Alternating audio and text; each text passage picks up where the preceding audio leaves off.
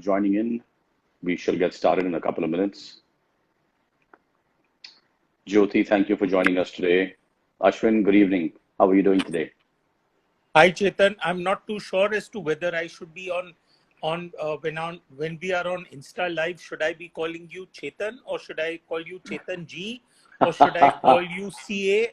I'm not too sure what I should call you. Whatever works for you. Chetan is good. CA is good. Chetan G is not acceptable. Good to see you, my dear. Very good to see you, Ashwin. Very good. So we're just going to wait for a couple of minutes while we have a few more people joining in. I'm sure there are a lot of people excited to hear you speak, Ashwin.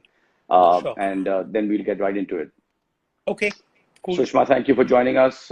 We will start our session in a couple of minutes. Neeta ji, thank you. Welcome to the session this evening, which I'm sure is going to be quite interesting because when Ashwin speaks, everybody does listen. Ridesh, thank you for coming on our platform today. Appreciate it. Yes, it is amazing to see Ashwin and Pavitra connect, and I will tell you how that happened as we go on in our talks today. Varun, thank you. Mr. Vardhan, thank you. And so Ashwin, I'm going to get going. We have people joining in. Welcome to Pavitra, an ecosystem for the soul. At Pavitra, we aim to enhance the health, wellness, and spiritual quotient of all living beings. Please follow us on our social media handles on YouTube at Pavitra Connect, as well as Instagram and Facebook at Pavitra Connect for all the latest updates on our upcoming product, service launches, as well as our workshops and sessions such as these. So once again, thank you very much for joining us. And my guest this evening is a very dear friend who I don't get to see very often, but he is arguably India's leading author. He has the Bharat series, which includes the Chanakya's Chant, Rosabal line, Keepers of the Kala Chakra, and more recently, a bestseller called The Vault of Vishnu. He also has two New York Times bestsellers with James Patterson. And he also has a very interesting book series called the 13 Step series, which includes marks, health, parenting. And I can tell you, I read one of them, which is called the 13 Steps to Bloody Good Luck, after which I got a date from Ashwin to come on this platform. So these books work, and I think you should go and buy a few of them. So Ashwin, you're also in the Forbes Celebrity Top 100 list, and you have so many other accolades and awards. But I really am grateful for you to coming on this platform and joining us today. So welcome. I'm delighted to be here, Chetan, and the audience here may not be aware of the very, very close friendship and connection that you and I enjoy. Yes. So that makes it even more special for me to be here, unlike any ordinary interaction. So thank you for inviting me, and I'm really delighted to be here. Thank you, Ashwin. That's very kind of you. So Ashwin, I want to get started, and I know we are here to talk about the science of spirituality. But on a personal note, I mean, I wanted to understand, you went from this South Bombay Cathedral, Yale educated, from a very reputed, Marwadi industrialist family to being an author. I mean, that's not par for the course. How did that happen? That's right. Well, I was never expected to be a writer. In fact, the honest to God truth is that in a typical, my mother is a Banya, my father is a Marwadi, so it's a deadly combination in that sense. Absolutely. And the only two words that are relevant in that Marwadi vocabulary are debit and credit. So those are the two words that I grew up with.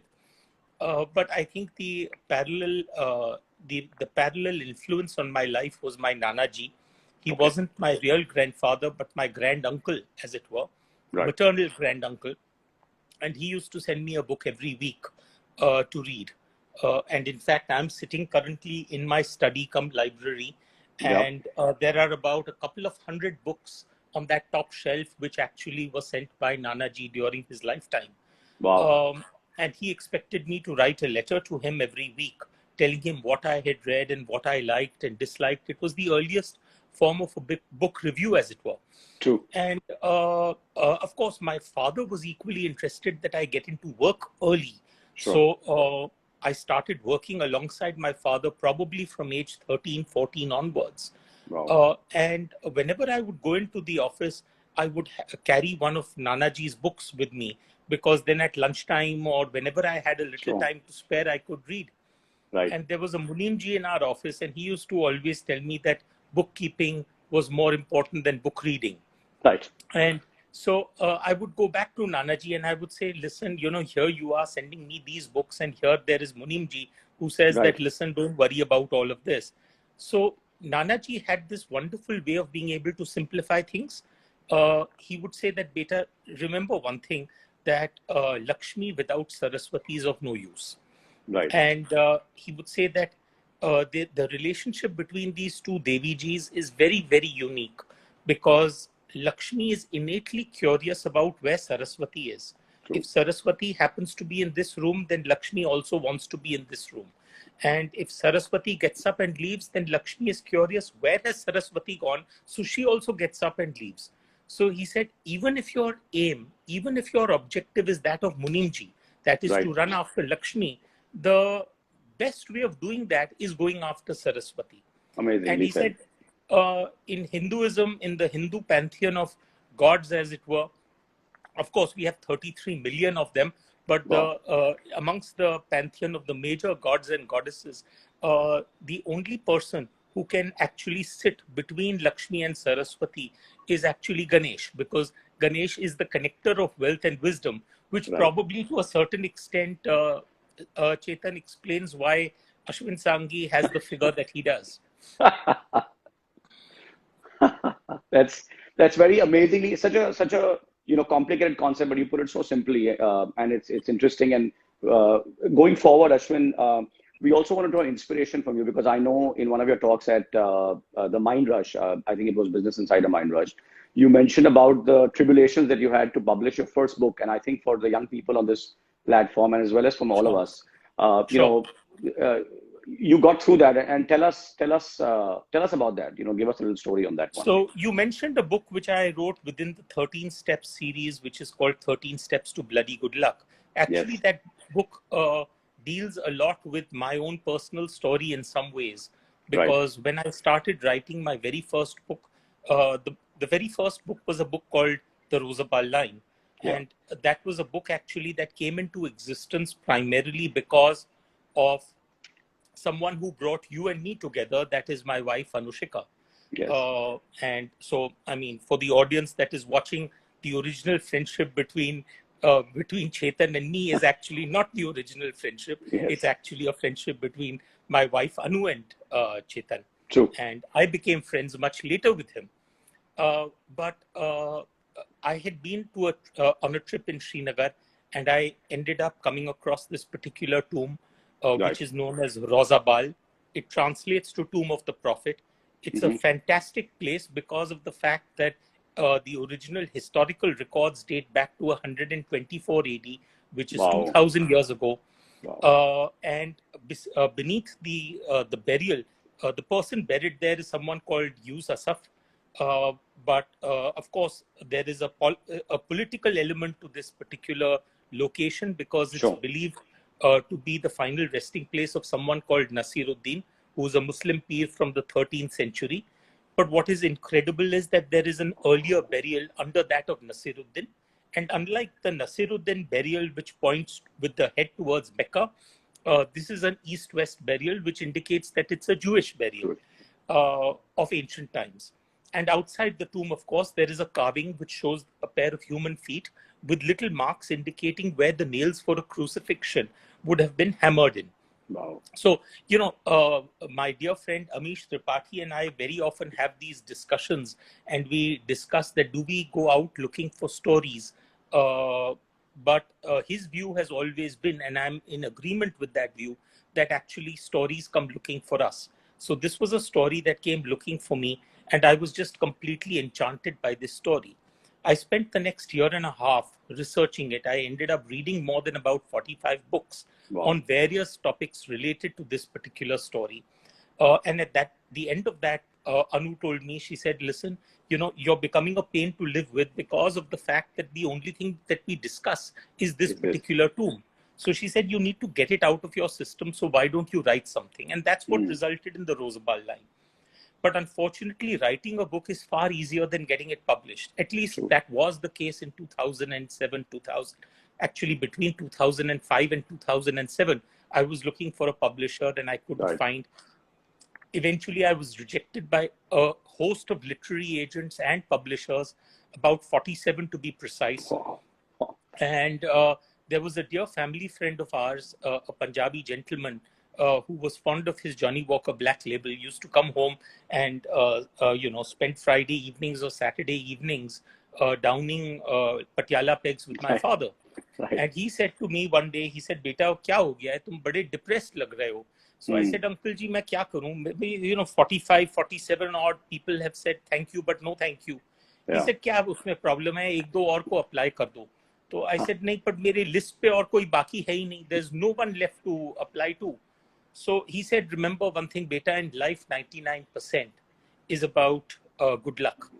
So I was in an argumentative mood, Chetan. So I asked, I said, "What about the 1%? That Right. 1% must be hard work, Sure. talent, efficiency, networking, resources. There are so many things that go into making someone successful." True. And he picked up his glass, he drained the remaining part of the whiskey, slammed the glass on the coffee table in front, and he said, 99% is good luck and 1% is known as bloody good luck. So he said, just wait for your bloody good luck to kick in. He said, Wow. because you cannot time your bloody good luck. And that's through your platform. What I want to say to the youngsters who are listening here is probably that, listen, wait for your bloody good luck to kick in. It kicks in for everyone eventually, but you can't time it. It could happen to you when you're 20 years old. It could happen when you are 50. It could happen when you are 80. But it's there for everyone. And that's very important. A lot of people think that success is about some great things that people do. Frankly, success is simply about getting up when you fall down. Nice, nice. And Ashwin, that's amazing to hear. I wanted to also touch upon something that you mentioned here about waiting for your time, and probably towards the latter half of this session, I'll talk about some of the stuff that you spoke about in one of your other chats about dhairya and some of the Rishi Muni that you mentioned. Now, something on a lighter note, I know that I've heard of Nostradamus, but then I heard of Ashwin Sanghi, and I'll tell you why. I would like to look at, this is the Vault of Vishnu, and I'm lucky to have an autographed copy of this by Ashwin, and I'll just read a couple of lines from page 1, and I'll tell you what I'm trying to say.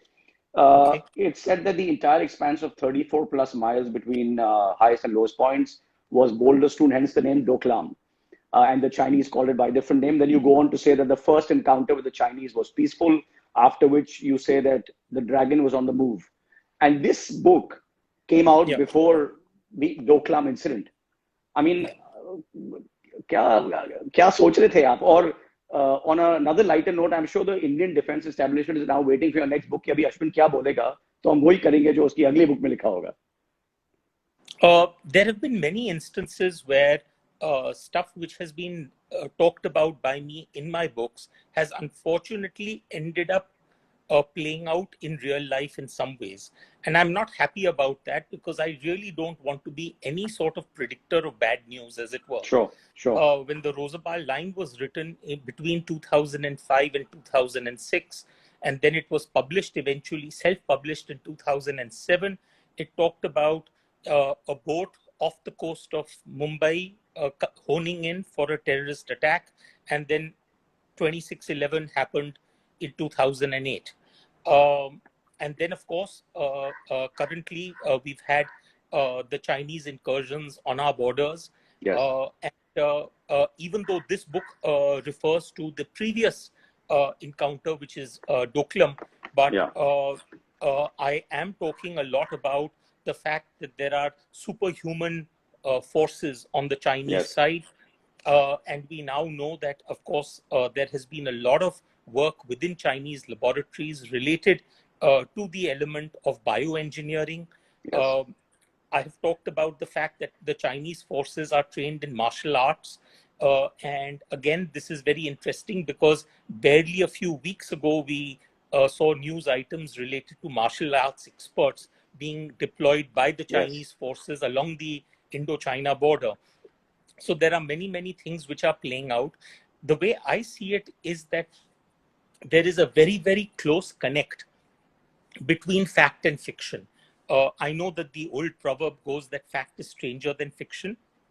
In that sense, the sort of books that I write, I tend to take a lot of inspiration from what has already happened before. Right. As a result of which, with the stuff that I write, the chances or the likelihood of it happening again are very, very high, because history repeats itself. There are patterns in history. So in that sense, I don't consider myself to be someone who is a very good predictor of what is going to happen. Probably it's just that my fiction is inspired by what has already happened. Got it. Fair enough. Ashwin, the topic today is the science of spirituality. And you are obviously one of the most well-read authors. You've done amazing amounts of research on the Ardha Shastra and the Shanti Parva, I think, Prabha, and many other, the Gita, and you've read it all. What's your view, and elaborate on the connect between the science, spirituality, and the science of spirituality, so to speak?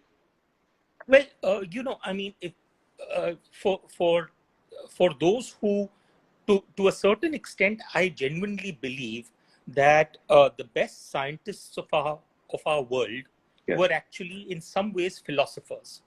And the best philosophers of our world are also scientists, because we are increasingly realizing that the connect between the two is so immense. You think about this, that I read this wonderful book, Chetan, and for those who want to explore this subject a little deeper, it's a book called The Tao of Physics, and it's written by someone called Fritjof Capra. It's not a new book. It's something which was written probably in the 1960s or probably 1960s.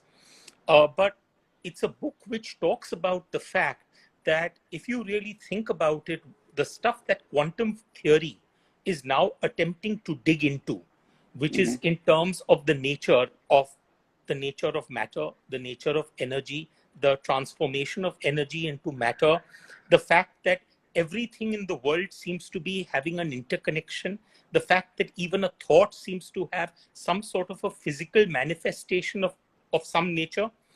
A lot of the deeper questions of quantum theory are the very questions that our Rishi Munis were exploring through the Rig Veda and through the Upanishads. So in that sense, who was it who, it was, I think, Victor Hugo, who said that, where does the telescope end and where does the microscope begin? Or where does the microscope end and where does the telescope begin? So the difference was really in terms of only the approach that is being taken. With the rishis, they were concerned about exploring deeper within, and they saw within as simply a manifestation of the without. They were concerned with primarily looking at intuitively trying to discover the truth, whereas scientists are trying to discover it objectively or rationally, as it were. So in that sense, the methodology is different, but ultimately what they are attempting to discover is pretty much the same.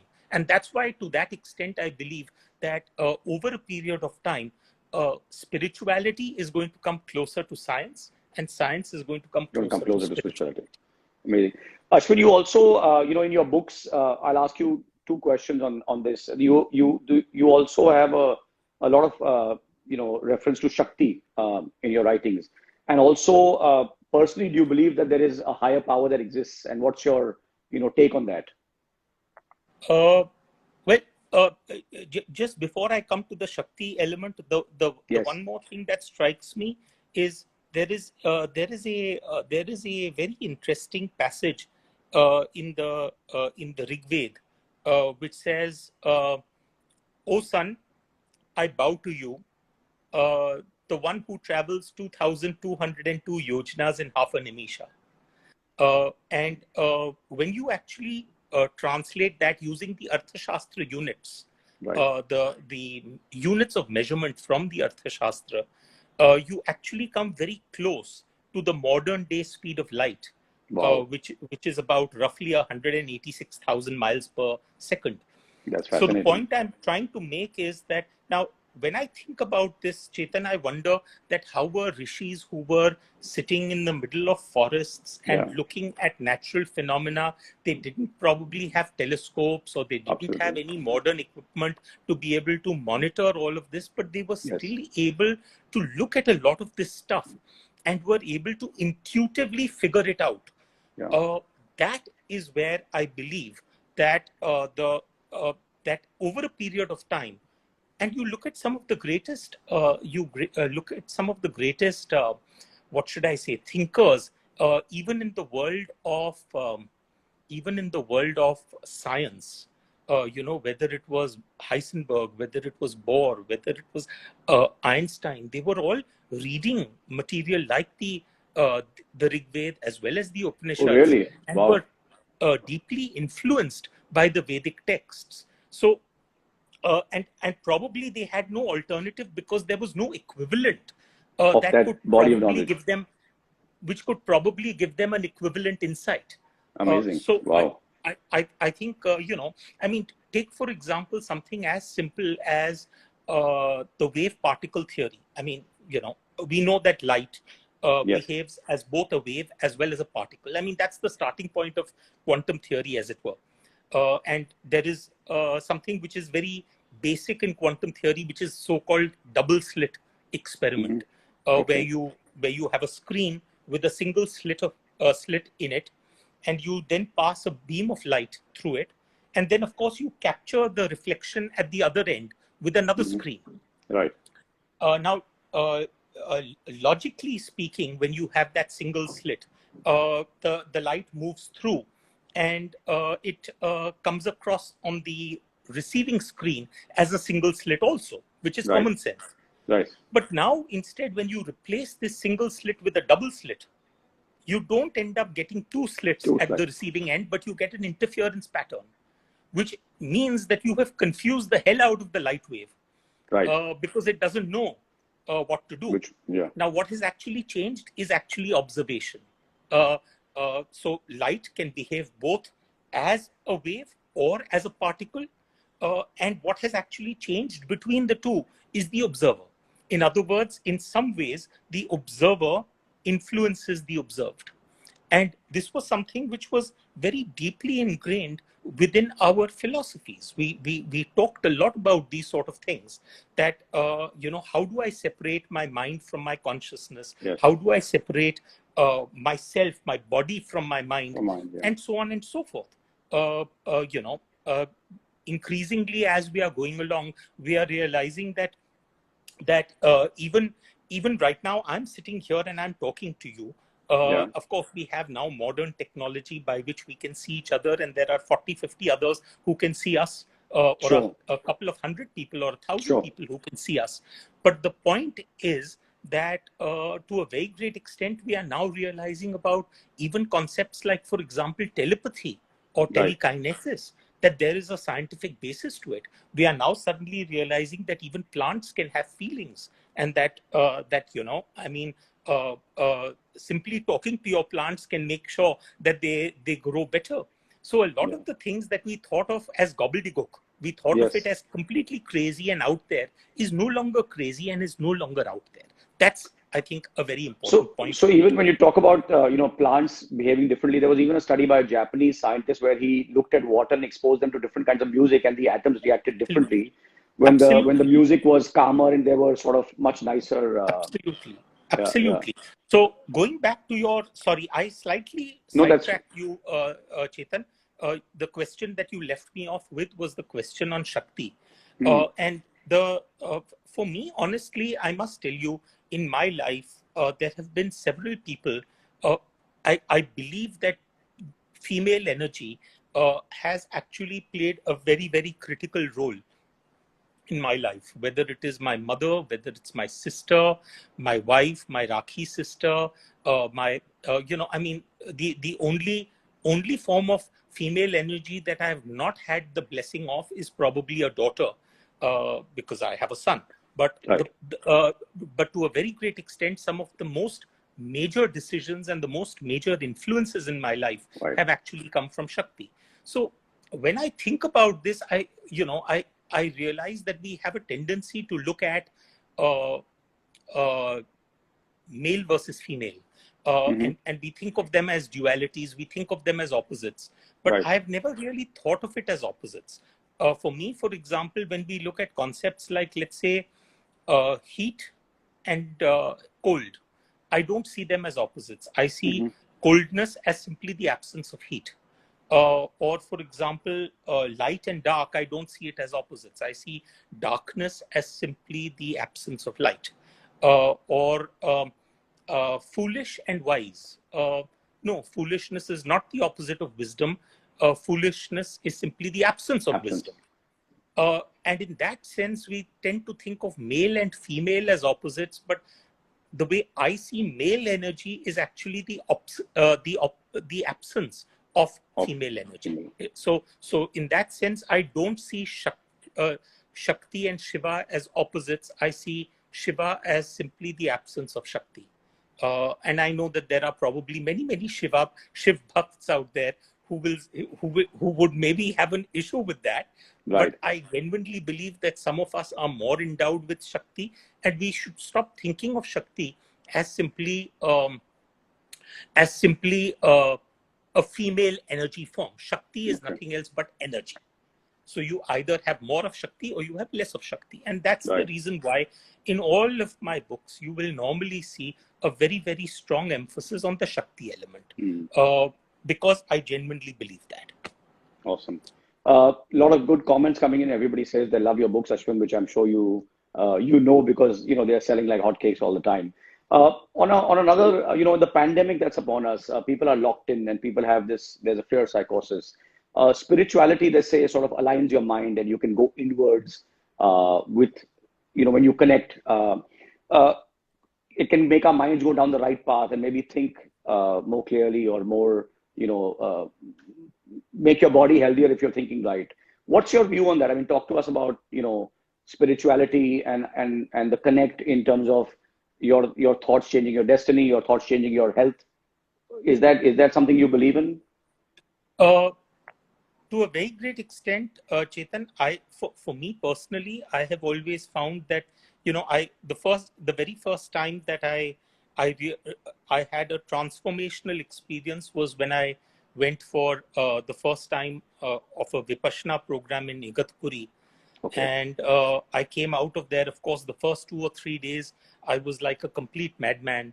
I was almost bouncing off the walls of my room, as it were.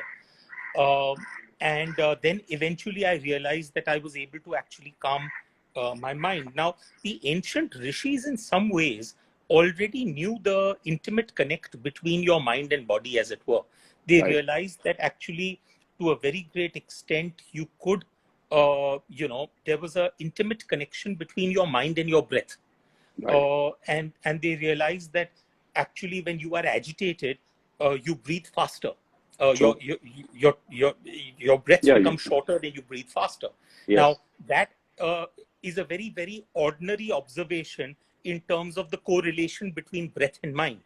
Right. But they flipped it around and they said that, well, if my mind is agitated and I breathe faster, then can I make my mind less agitated by breathing slower and breathing more calmly and breathing deeper?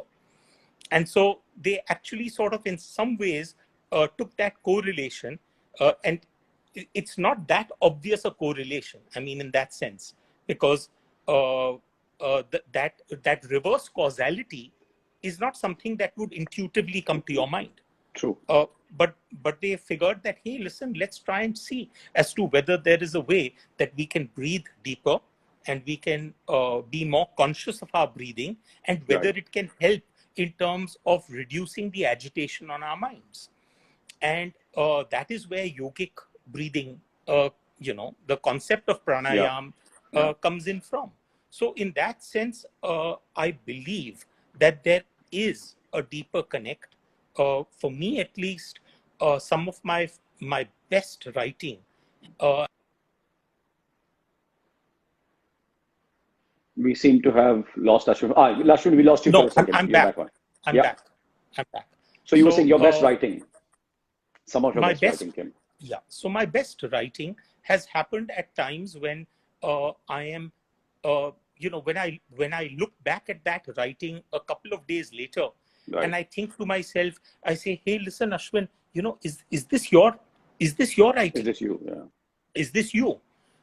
Because forget about the words, forget about but even the ideas that you've expressed, are you capable of even expressing those ideas? Um, where did those ideas come from? So in that sense, I believe that that it's very interesting, Chetan, but the word yoga, etymologically, Okay. it is related to the Indo-European root of that is actually yoke. Really? Now, Okay. so whether you look at the English word yoke, which is to latch on to something, to yoke a cart to the bull or to the Right. bullock, Right. that word yoke and the word yog have a common ancestor. They have Hmm. a common root. Okay. And if you really think about it, what yoga was talking about was simply in terms of attaching yourself to the divine, Right. yoking yourself to a greater power, Okay. becoming Connecting us. Yeah. one with the universe.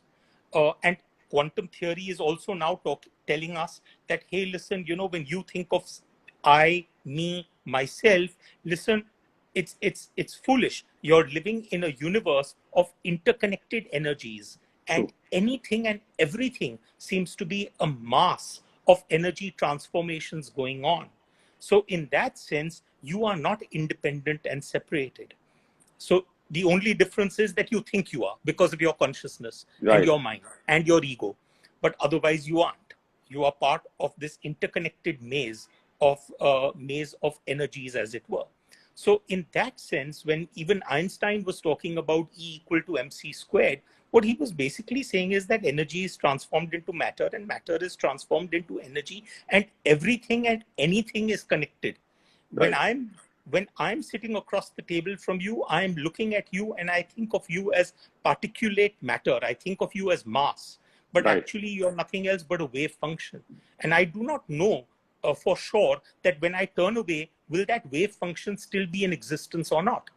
Right. Uh, so I think we are beginning to understand what is meant by spooky action at a distance. We are beginning to, I mean, for example, the whole very nature of the idea that you can have quantum theory at a distance, where you can have quantum entanglement.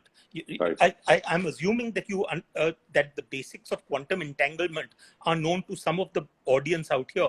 But quantum entanglement basically implies that you could have a subatomic particle sitting in New Delhi and another one in New York. But when you measure them, they actually exhibit similar characteristics. So their spin, the direction of their spin, the velocity of their spin Right. is identical, even though there is nothing connecting them.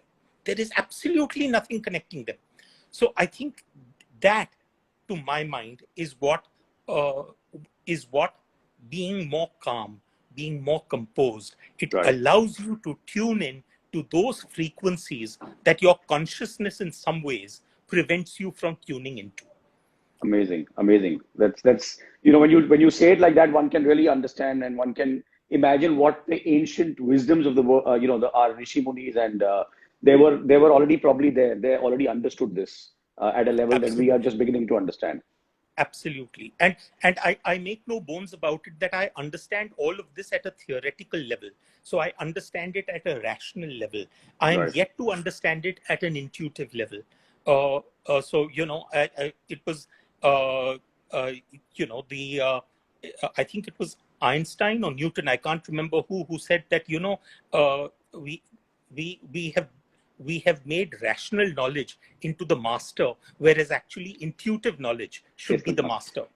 So I think that is where we all need to go. The mere fact that we are having this discussion today is Right. probably one step in that direction. Absolutely. Amazing. As always, Ashwin, I mean, when you speak, it's so engaging and one can really take one's own mind towards understanding where where we are largely more connected in life. Ashwin, you also read a lot, and I like to read, not obviously as much as you. Uh, I want a tip from you that, you've read thousands of books, and people like to absorb certain, parts of the book. But when you're reading so much and you get kind of, what is there a, method to your, how can we, read better? How can we sort of figure out a way to, okay, from this book, I want to keep this as a takeaway. What do you do for that? I mean, how do you keep all of this in your, Uh, well, one of course is you're right. I do read a lot, but I generally find that for me, maintaining a journal is very, very important okay, to what I do. So generally, with every book, there will be a couple of takeaways which are okay, very, very important, and those are the takeaways that I want to hang on to. right, And this is an old habit that I actually got from my Nanaji. okay, During my school days, I would always have a problem in terms of memorizing stuff. right. So he had this habit of, for every subject, he made me actually create an 80-page small, one of those thin Yeah, 80-page yeah, notebooks. yes, And he would say that, when you come back from school at the end of the day, take out half a page and put down the most important things that were said in class. okay. And you don't need to then after that do any revision, because that will Just go become the back to that. basis of everything, because that will be retained.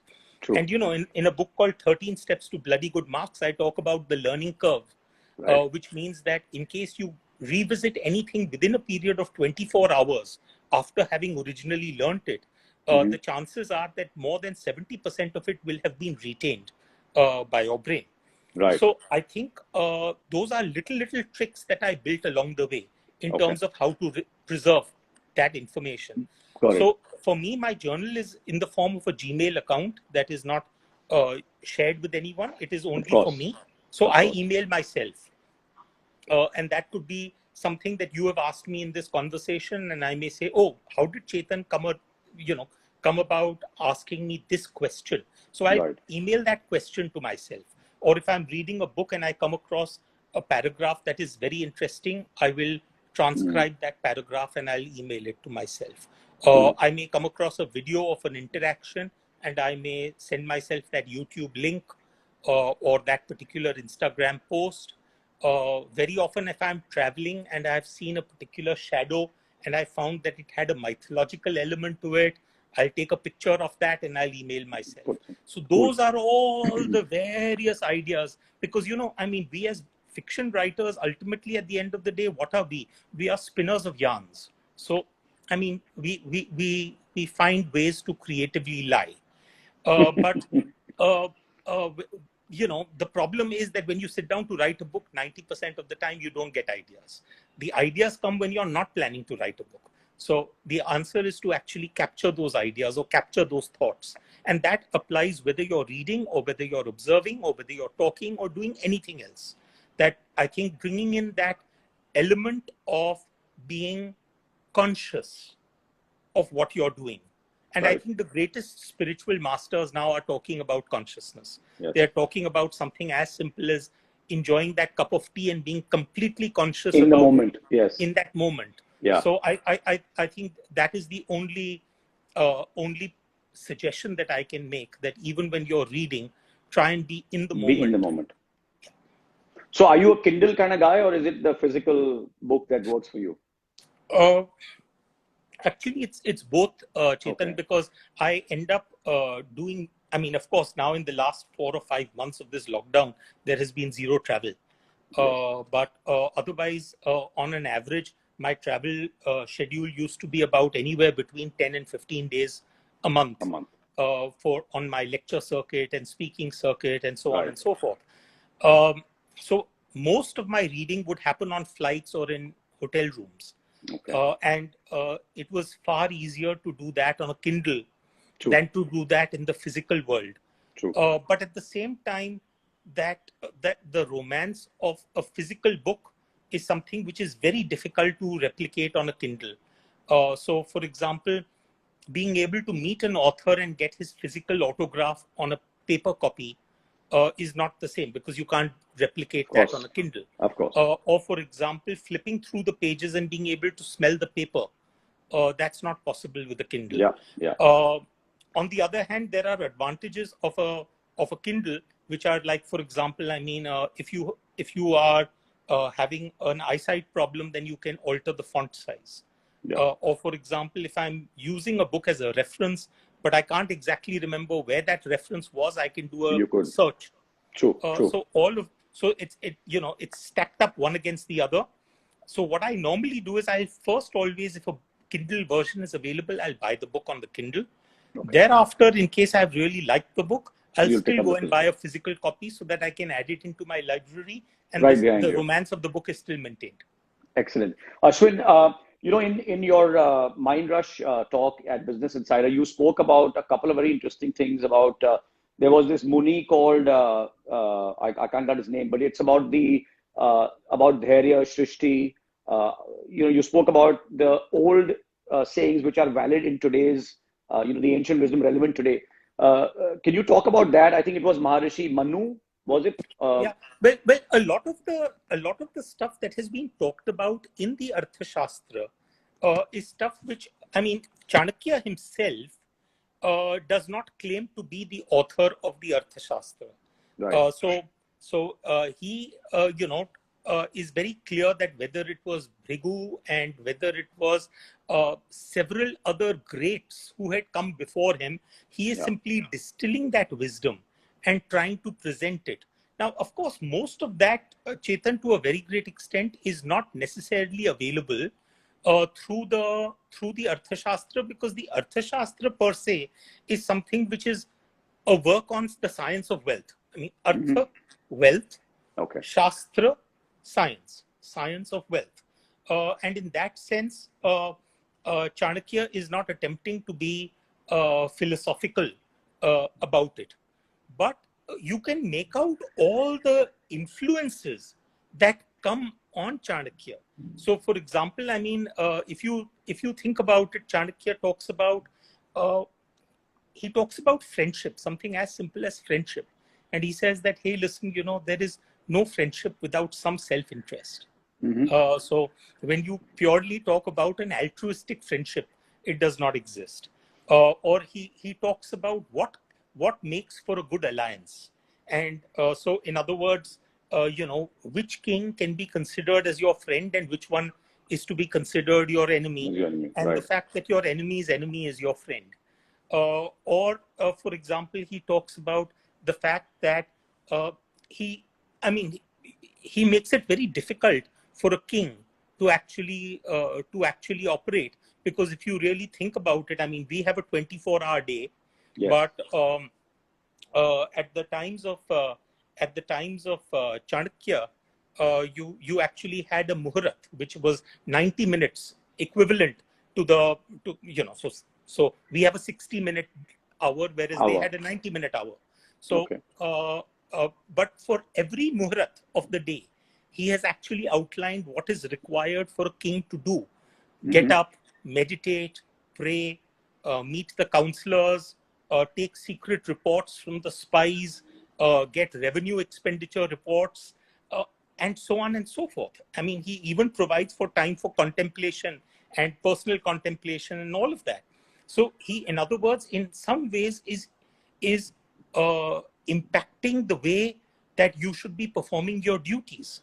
Uh, and of course, most people like to talk about Chanakya and the concepts of Samdam, Dand, Bhed, and all of that. They talk about Kutniti and they call him the Indian Machiavelli. That is so completely wrong, because I mean, if you talk about Chanakya, yesterday we had news items talking about taxation policy and trying to make taxation in this country. Simpler. Yeah. Chanakya talks about that as a fruit ripens on a tree, so it should be plucked. Don't pluck unripe fruits. And he's talking about taxation policy 2,300 years ago. Wow. He's talking about something like, for example, nobility of purpose, that in their happiness, in their meaning the kingdom's happiness, Yeah. in their happiness lies the king's happiness. He shall not do what pleases him, but shall do what pleases them. King. I mean, so if you if you read between the lines of Kautilya, the influences of the great seers who were talking about a greater good, about the greater purpose, that was very much there. So, in that sense, I would say that even if you simply do a reading of the Arthashastra, some of that is bound to come across in Kautilya's writings. Okay. Ashwin, I know you are a busy man, and we've got you for probably another 10 minutes. And if the audience would like to ask any question, they can probably post it on the chat group. You also spoke about, on one of your chats, you spoke about that how the ancient wisdom is still applicable today. And you also somewhere mentioned about the Ramayana having a push vahan. And, so tell us about, that connection, and where do you feel that, all of that ancient wisdom is somewhere connected to where we are today? We had two primary bodies of literature, as it were, in our country. One was Right. so-called Itihas, and the other was Puran. Itihas literally translates to as it happened. Yes. Or in fact, actually, it's not only about as it happened, but it's also about as it will happen. So in other words, Itihas in that sense is simply a statement of fact in some ways. And on the other hand, Puran was meant to be fantastical literature. In other words, in the words of C.S. Lewis, you were not digging for the literal truth. You were digging for the lie that reveals a truth. In other words, you were looking for what was the hidden meaning of the Puran. What was the allegorical depth of the Puran?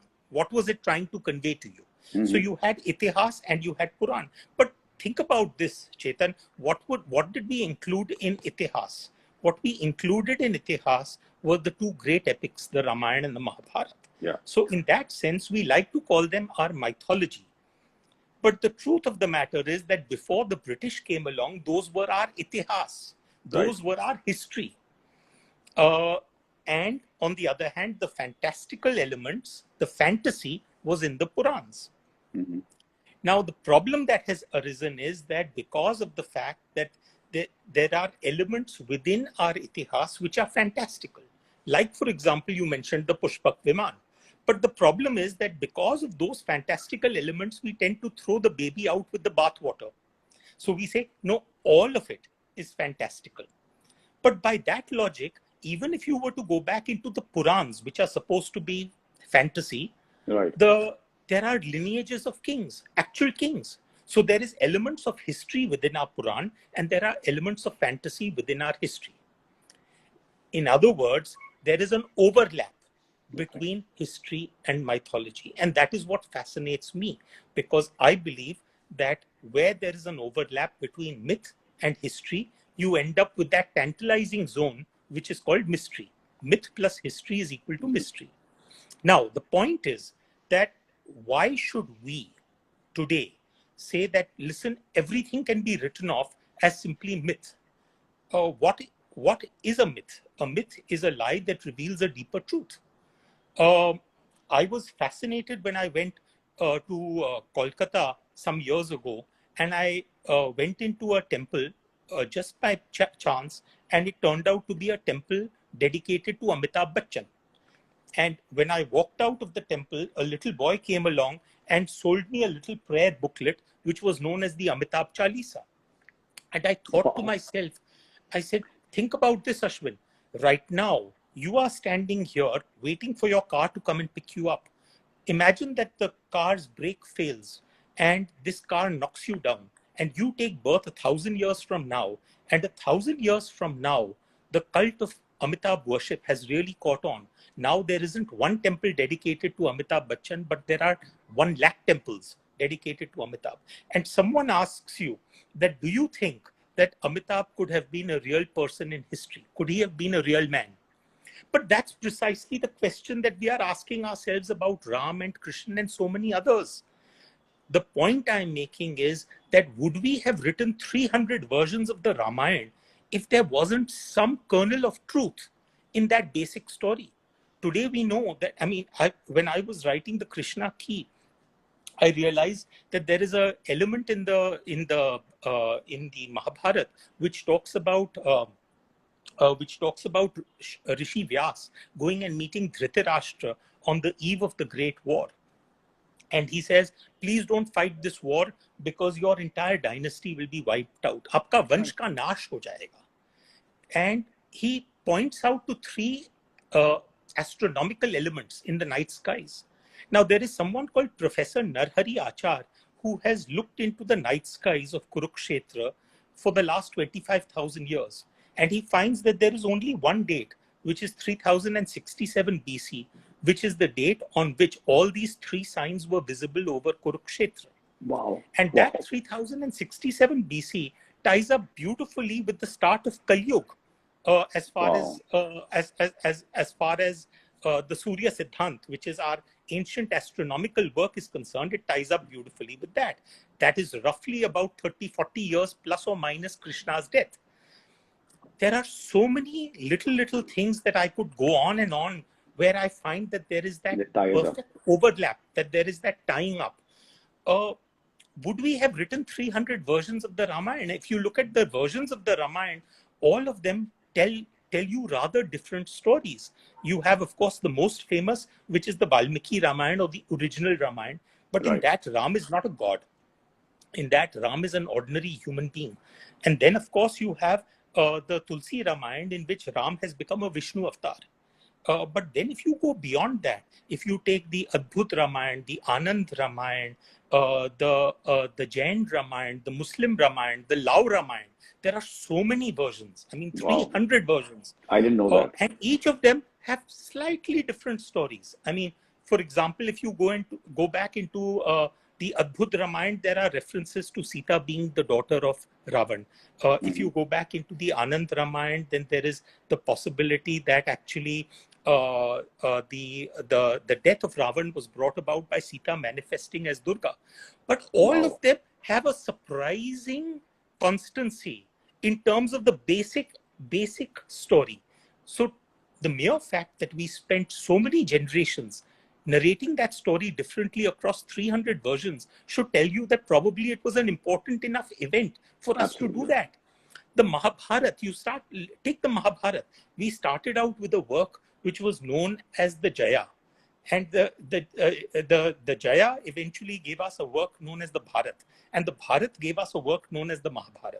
Jaya starts out as about roughly 25,000 verses, morphs into a work which is called the Bharat, which is 50,000 verses, then morphs into something which is bigger, 100,000 verses, the Mahabharata. Probably happened over generations. I don't believe that Rishi Vyas was one individual. Rishi Vyas was generations of writers who ended up penning the Mahabharata. But do you think that generations would have sat down to write up this epic if there wasn't a basic truth to it? It doesn't make sense. I mean, it has to be some finality. I mean, some truth to this whole. So I think I mean, you know, and then I come across people who say, no, but this is not historical. But then what is history? I mean, you know, it was the great novelist George Santana who said that history is a pack of lies about events that never happened, written by people who were never there. So it's one version of events. So in that sense, mythology in that way is truer because it's not attempting to give you a literal interpretation of those events. It's saying that, hey, listen, I've mixed my fact and fiction. Since we spoke about the Arthashastra, let's go back to, for example, Chanakya. We have lots of work written by Chanakya, but we have very little work written about Chanakya. Our reference point to Chanakya is actually a Sanskrit play, which is known as the Mudra Rakshas. And the Mudra Rakshas is written almost 700 years after the passing away of Kautilya. It is written by someone called Vishaka Datta, and it is written as a play which is meant to be performed on stage. Now, imagine if Vishaka Datta was an ancient day Ashwin Sanghi who was liberally taking fact and fiction and was mixing them together in order to make an interesting story. The point I'm making is that why am I bringing this up? Because today's historical element of Chanakya comes to us from the Mudra Rakshas. That is our point of reference. Whereas probably it wasn't written as a historical work. It was written as a Sanskrit play. So, I personally feel that what Napoleon said, that what is history but a fable that has been agreed upon. History is a fable that has been agreed upon. So there are multiple versions of the same event, multiple versions of the same person. There is Europe, which Europe and England will consider Winston Churchill to be the person who saved Europe and the UK from fascism. Mm-hmm. And then there are millions of Indians who will say that no, he was the butcher of Bengal. The events that happened in 1857 in India will be called the Great Revolt of 1857, but in the UK they are called the Sepoy Mutiny of 1857. Right. Same event, but completely Different. different perspectives. Probably there could be a couple of hundred perspectives. So in that sense, how can we consider history to be a barometer of truth? Sorry, that question got me going. My apologies. Amazing, Ashwin. I think you can hear the comments, and you can see the comments that everybody is fascinated and amazed by the wealth of knowledge that you have and the detail and the way you explain it and simplify it for everyone to capture and understand. I know it is nearly 6:30 and we are coming to the end of our time, though I would like to continue talking to you for hours, and hopefully before the end of the year, I'll probably pop into your house and hopefully get to chat with you and get more knowledge for myself as well. But I wanted to ask you provided that we do it over a bottle of whiskey, Chetan. Otherwise, no. Yes, of course. Spirituality has to go together. Done. 100%. Ashwin, just the last, and I know there are a lot of questions coming in, but unfortunately, we may not have the time for you to address all of them. But a couple of books that, we can get to read, which may give us, for people who are interested, a little bit of a view on spirituality and on ancient wisdom. Sure. I would say that probably a book which influenced my own rootedness, my own, for example, my grandfather used to tell me stories about pujas that he conducted on the banks of the Ganges in the middle of the night along with tantrics. Wow. And, he used to tell me about a sadhu who could levitate. And I used to really think that my Nanaji was probably consuming some form of weed or something or the other in order to make him imagine all of this. What I now realize is that just because I could not explain it doesn't mean that it wasn't real. In the sense that it's allowed me to open up my mind and understand that a lot of things are there within the realm of possibility. Right. So in that sense, a book which really enabled me to understand that was a book called An Autobiography of a Yogi by Paramahansa Yogananda. Okay. And I've ended up reading that probably almost about 15 odd times during my life. And I would strongly recommend for everyone to definitely read that, because it's a book which makes you understand that this was a very interesting, I'm sorry, from time to time, I must make these little detours.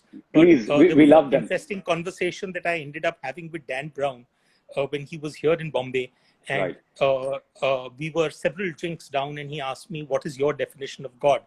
And I took on a piece of paper, I wrote down that G is equal to infinity minus K. And he asked me, what does this mean? And I said, G is whatever you decide to call God. Infinity is the entire Brahmand. Brahmand meaning Brahm and the egg of the universe. The entire universe is Brahmand. So infinity. And K is the extent of human knowledge. So whatever we don't know in the universe is what we attribute to God. The Egyptians saw the sun rise in the east and set in the west. They didn't know what it was, so they called it Ra, the sun god, who goes to sleep at night. But the moment we understood what the sun was, that it was a ball of fire, somehow the sun lost its divine status. Ashwin, so the point I'm making... Sorry to interrupt you, but we've got 8 seconds and Instagram is going to go off. So I want to really thank you. Hope to see you again on our platform. And thank you so much for enlightening us beyond